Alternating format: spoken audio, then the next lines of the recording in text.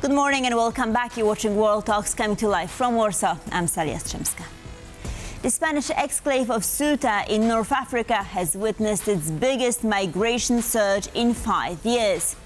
According to Spain's Interior Ministry, over 50,000 people from Morocco, Algeria and Sub-Saharan Africa entered the territory in the space of just 2 days. While the vast majority have since returned to Morocco, the scenes have reignited questions about Europe's border security. To discuss this latest crisis, I'm joined by John Dalhuisen, Senior Fellow, European Stability Initiative. Good morning, sir. Delighted to have you with us. Good morning. So, tens of thousands of people attempted to enter Ceuta in just a matter of hours. Can you help us make sense of what that was? I mean, Donald Trump has called it an invasion, Spanish Prime Minister Pedro Sánchez an attack. So what happened? Well, I think there are a number of things that this episode does show, and there are a number of things that are claimed for it that it doesn't really show. What it does show is that there is a latent pressure on Europe's southern borders. What it does not show, and is being claimed for it, is that there has been a spectacular failure of Spanish migration policy or laxity on the part of Spain. What it does not show is that there is something exceptional and renewed pressure this year in response to which Europe is collapsing. The big picture across all of Europe's southern and indeed eastern borders is a very sharp decline in migratory pressure arrivals in Europe. It's 50,000 irregular arrivals so far this year across all of Europe's southern borders. And if this continues, it will be the lowest year for a decade. So there isn't a big failure of migration control across Europe's borders, but there is clearly pressure on it. What it also shows is that the control of Europe's borders requires cooperation with neighboring countries. And where that cooperation falters, for whatever reason, and one can speculate as to what's happening here, suddenly it's very possible for very large numbers to arrive. When that cooperation is restored, the pressure can reduce immediately. And indeed, you see that Morocco has more recently been very cooperative with returns, and very large numbers are returning. And I think within a few days, the whole situation will be back to normal. We're going to get to all these issues in a moment, but let's start with a potential cause, perhaps. We know that there's an unresolved dispute over the control of Western Sahara between Morocco and Spain. To what extent do you believe Morocco allowed the situation to unfold on purpose?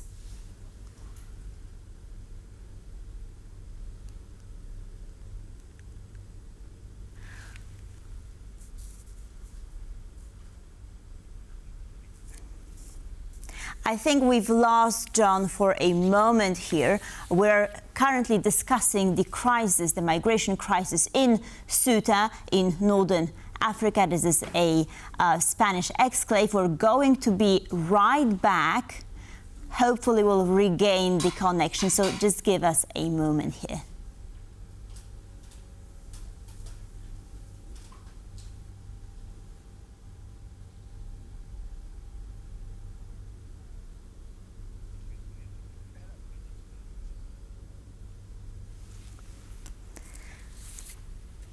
So I'll just give you a recap of we have John here. My apologies. Can you hear me now? I can. These are the dangers of holiday interviews. Okay, so let's go back to a question I was asking about to what extent the situation could sort of unfold on purpose. Do you think Morocco knew about what was happening? If you can shed some light on this, on possible causes. Well, I think what is clear is that Morocco has the capacity to exploit the border to put pressure on Spain for whatever reason, and it has used this capacity in the past, most notably in 2001, to put pressure on Spain on its position on Western Sahara, when 8,000 migrants were allowed effectively to cross. The extent to which that has happened here is not entirely clear, though of course it is possible. So there are certainly kind of question marks there. It does seem that quite a lot of this was triggered by traffickers and migrants spreading information about a recent Spanish Supreme Court judgment that suggested that if you arrived by sea, you couldn't be returned immediately, and that traffickers were trying to set up a new market and create new pressure. And whether this caught the Moroccan authorities themselves unawares is also possible. So I think there are a lot of things that could be going on here. It's a little bit too early to come to definitive answers. One can really only speculate. But clearly Spain has a dependency on Moroccan cooperation that it is vulnerable to. So, John, just to clarify, has this crisis exposed a legal loophole whereby migrants who swim into Spanish territory cannot be immediately returned under Spanish law? If so, how significant is this problem, and will this law be changed?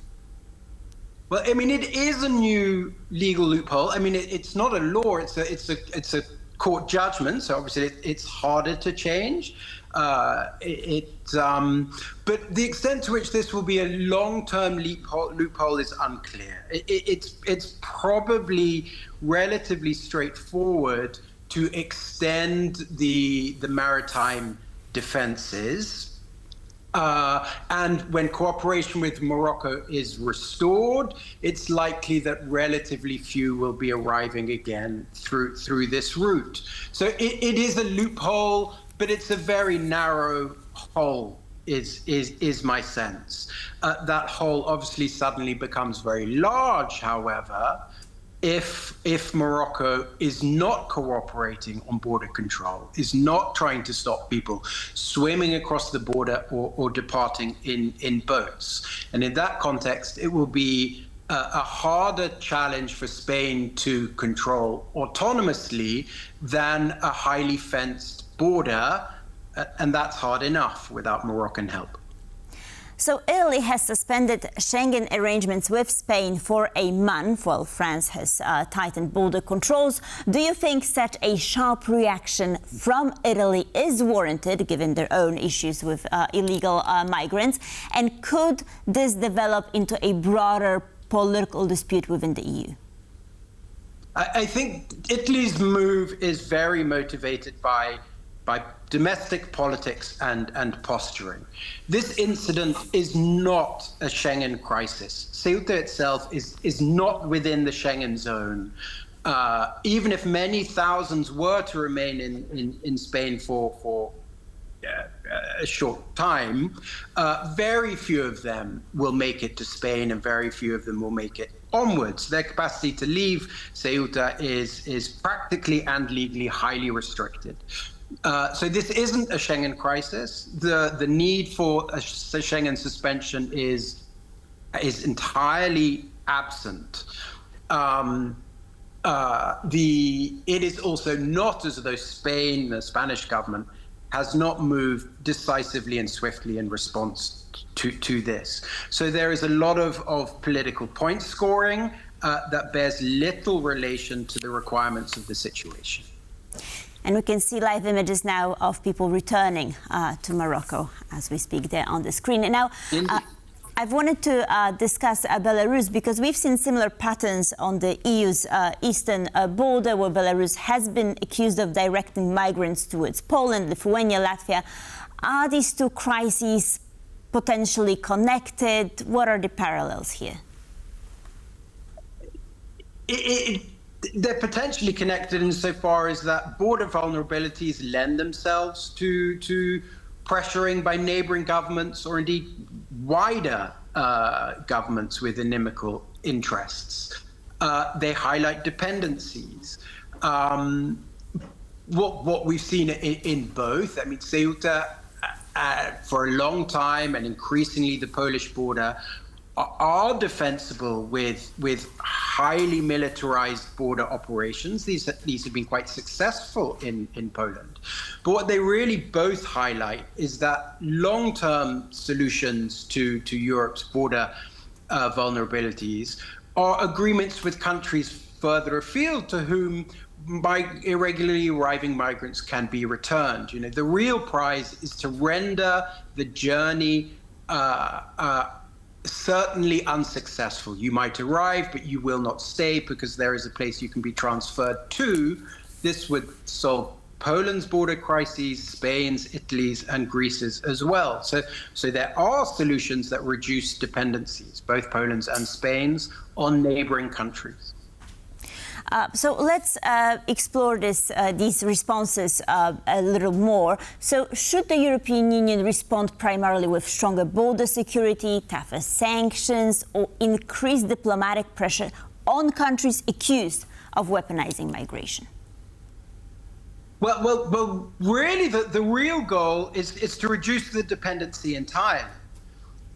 It would make very little difference to Poland what Belarus was plotting if there was somewhere that Poland could send those who arrive in it to directly, a safe third country in which all asylum applications could be processed. The same for those arriving from Morocco, the same from those arriving from Libya, Tunisia, across Turkey.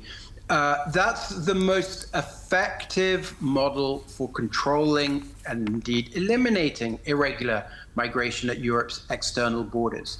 Security responses can work. The highly securitized border, the cross-border cooperation, say with Tunisia, say with Libya, say with Morocco, obviously less with Belarus, works up to a point, but always has these great vulnerabilities. They can break down. And when they break down, you get the scenes and the images that we've just seen, which are certainly very much fuel to far-right political forces and are avoidable.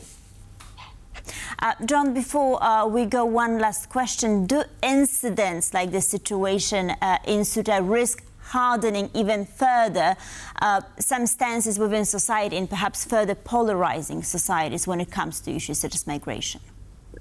Well, I think very much so, and very obviously. Images trump statistics every time. The big picture is that migratory pressure, successful entries at Europe's borders, are significantly down this year. Like I said earlier, the lowest year on record for the last 10 years, likely this year. That's the reality. The images highlight something different, a latent pressure and the possibility of collapse, and spark fears. And these images will appear on social media, in the campaign videos of populists around Europe. They highlight something real, but can also be used to paint a hugely inflated, dramatic picture of invasion, which is not the reality. John Dalhuisen, Senior Fellow, European Stability Initiative, much appreciated. Thank you for joining us. Thank you, and my apologies. And thank you for watching World Talks. Please stay tuned for more here on TPP World.